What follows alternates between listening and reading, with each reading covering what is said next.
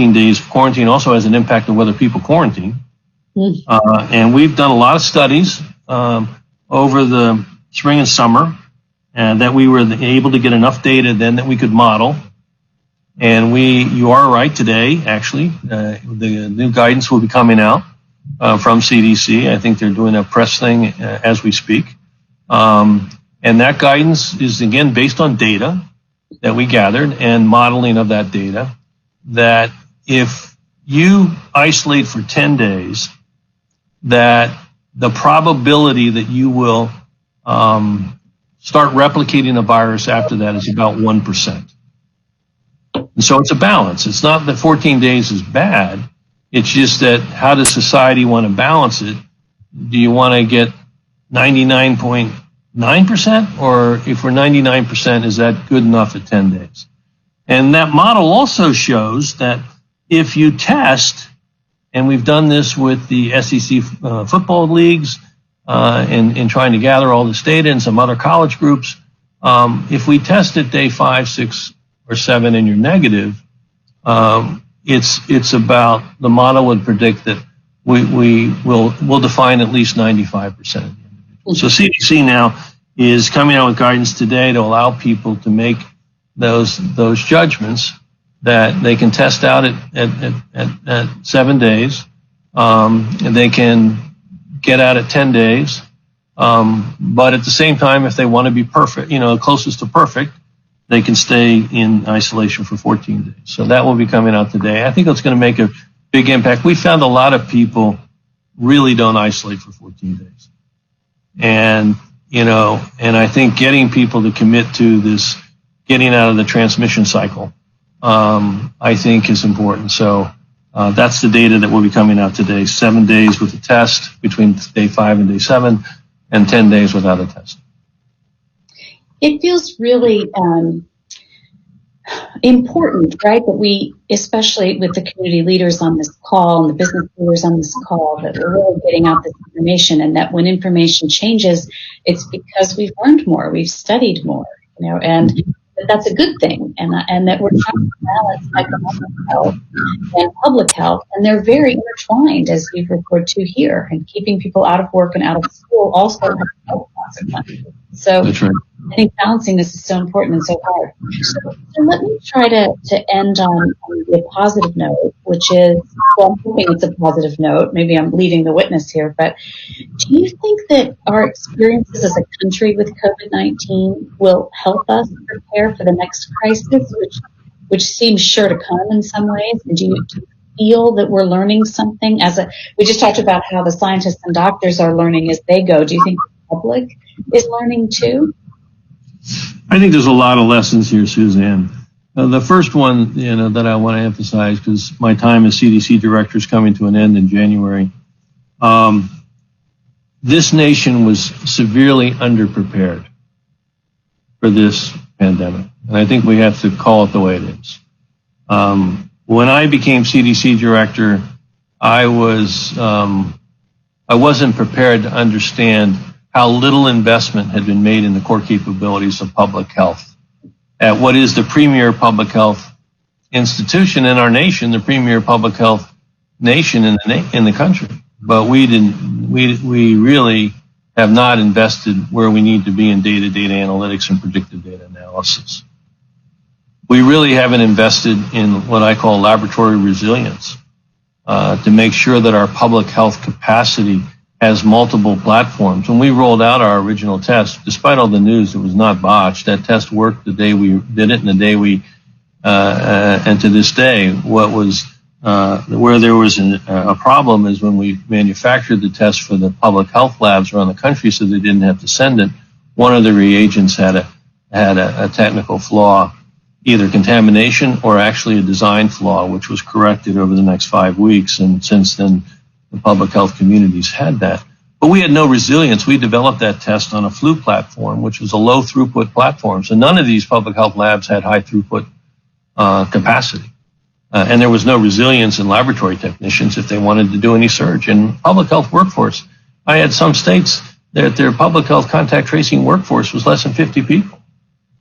So there's a huge lack of investment, which I hope this pandemic will change. On the other hand, I am concerned that as the vaccine comes through and we get this behind us, people may forget. And I've had lots of congressional testimonies on this issue, that this pandemic is going to cost this nation straight out probably about $8 trillion. And then, as you all know, the indirect cost, and Larry Kudlow and others would say in terms of the economy, maybe another $15-20 trillion. It would seem wise for us to invest the, $100 billion that we need to invest across the nation. Remember, CDC, most of our funding actually goes to the local, state, territorial, tribal health departments. And if you look at in many of the states, we're the dominant funder of the public health infrastructure of those state or local community.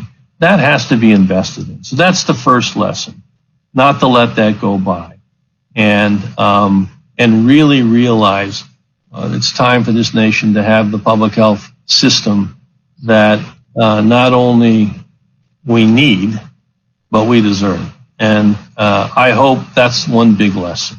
Second lesson for the public, I think, and it's a painful lesson, is how critical it is to have harmony in messaging. When you really want to get everybody on board, you've got to have clear, unified, reinforced messaging. And I think the fact that we're arguing in the summer about whether or not masks work or not was a problem.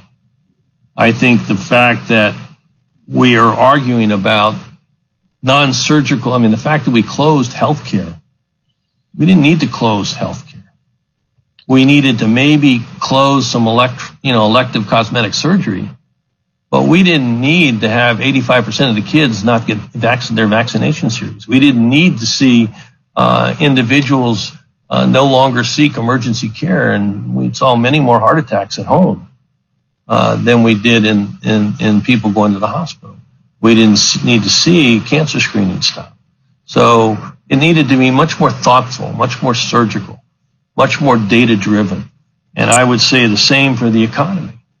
We didn't need to have a broad shutdown of the American economy. We needed to have a surgical, thoughtful, data-driven approach that was able to validate the necessity. We didn't need to shut down schools. So I think hopefully what we'll be able to learn is that it's important to be thoughtful, step back, not have a tendency to, as I said, the salami approach. We're going to do it for everything.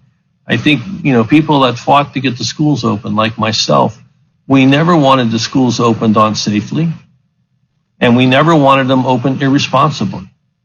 We wanted to work to figure out how to keep them open safely and responsibly because we believed they were of great public health value. I would say the same thing about business. Our nation runs on business, and probably one of the greatest casualties of the pandemic this year was the impact on the business community.